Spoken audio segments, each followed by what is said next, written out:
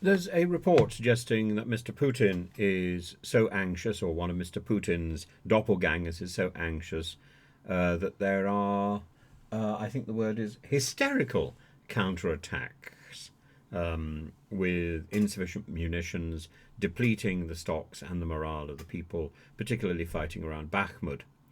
Now, I think this is not the only disaster story coming from the Russian Ukrainian war and from the Russian side. The other story, which is sneaking in and which will automatically, I expect, explode in the next month, is the idea that Russia is going to mobilize again, and there will be another flight of people to the borders, down to Armenia, down to Azerbaijan, down to Georgia, and so on. And a lot of those border crossing points will be closed, and people won't be able to get through them.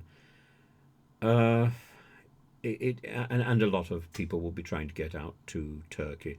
I mean, these are people who had their opportunity to leave, and now they are stuck, and they think that they're not going to get caught.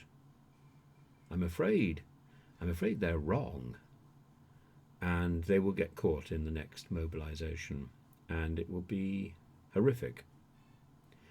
At the moment, the Russian recruitment is concentrating on recruiting people from prisons, as Prigozhin did. About 50,000 convicts apparently have been pardoned and have had their and were working with Wagner and have presumably gone into society. I don't quite know why, but more are being recruited, and there's also a large number of volunteers. We use the term loosely, volunteers, about 20,000 people who are supposedly volunteers.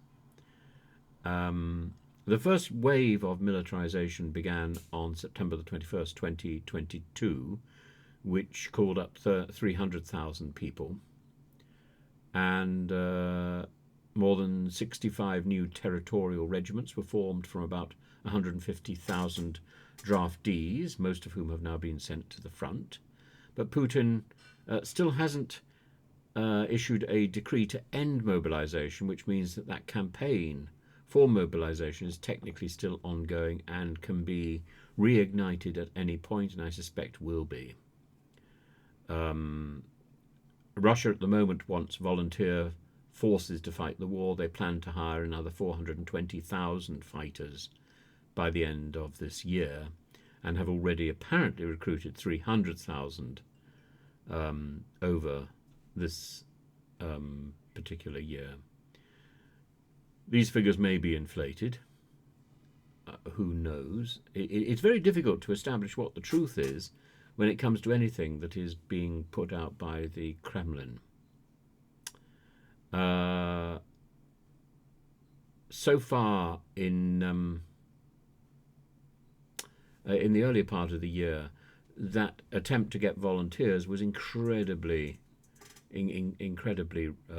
slow, and the military's only volunteer corps was the Third Army Corps, which consisted of 15,000 people. But we understand there are more now.